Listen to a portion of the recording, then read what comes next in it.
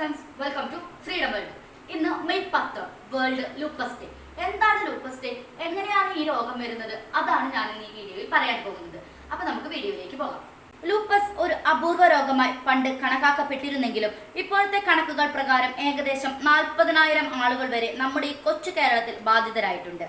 May 10 ലോകമെമ്പാടും ലോക lupus ദിനമായി ആചരിക്കുന്നത് ഈ രോഗത്തെക്കുറിച്ച് ജനങ്ങൾക്കിടയിൽ അവബോധം കൂട്ടാനും തെറ്റിദ്ധാരണകൾ മാറ്റാനുമാണ്.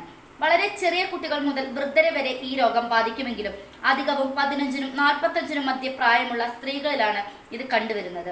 ലൂപ്പസ് ഏതവയവത്തെയും ബാധിക്കാമെന്നുള്ളതിനാൽ അവയ്ക്കനുസരിച്ച് ഓരോ രോഗികളിലും ലക്ഷണങ്ങൾ വിഭിന്നമായിരിക്കും. ഓട്ടോ ഇമ്മ്യൂൺ അസുഖങ്ങളുടെ ഒരു പ്രധാന ഉദാഹരണമാണ് ലൂപ്പസ് കണക്കാക്കപ്പെടുന്നത്.